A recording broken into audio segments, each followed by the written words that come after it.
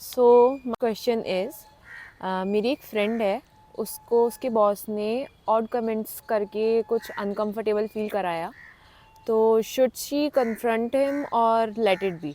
I think उसे confront करना चाहिए, बिकॉज ये छोटी छोटी चीज़ें जो होती हैं ये हमारी पर्सनैलिटी के बारे में बताती हैं किसी को, कि हम अगर कुछ बड़ा हो जाता है तो उस चीज़ के लिए आवाज़ उठाएंगे या नहीं, है ना। अभी वो चेक कर रहा है शायद ये छोटे छोटे ऑड कमेंट्स करके अनकंफर्टेबल फील करा के, कि देखते हैं ये कन्फ्रंट करेगी या किसी को बताएगी या नहीं बताएगी, या चुपचाप रह जाएगी।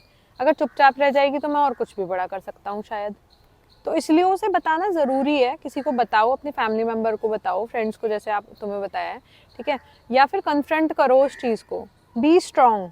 ऐसे लोग ना बहुत चालाक होते हैं, उन्हें पता होता है कैसे मैनिपुलेट करना है बातों को। ये जितने भी ऑड कमेंट्स होंगे ना, ये वो बहुत अच्छे से, अगर तुम कन्फ्रंट भी करोगी, आई नो वो उस चीज़ का जस्टिफिकेशन दे देंगे। लड़कियों के पास ना एक सिक्स सेंस होती है, उन्हें पता होता है कौन किस तरीके से, किस फीलिंग से तुम्हें क्या बोल रहा है, and you have to go with your gut. तुम्हारे को जो गट फीलिंग आ रही है वो हमेशा सही होती है, और उस पर विश्वास करना और उसी के हिसाब से चलना। Is it right to be in a relationship? Because in India, it is not a right thing to do. We can't talk to our parents about it freely. अगर पेरेंट्स कम्युनिकेटिव हैं, है ना, बच्चे से बात करते हैं, उन्हें समझाते हैं, डेली कम्युनिकेशन चल रहा है, तो वो बता सकते हैं इन चीज़ों को, और पेरेंट्स भी अच्छे से गाइड करेंगे।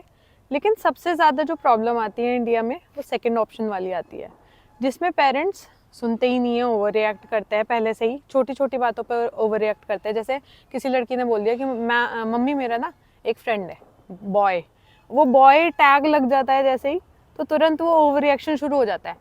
कौन, कैसे, कहाँ मिला, तू क्यों बात करती है, क्या ज़रूरत है। अरे भाई, जेंडर इक्वालिटी है इस देश में, ठीक है, कॉन्स्टिट्यूशन ने दे रखी है आपको जेंडर इक्वालिटी।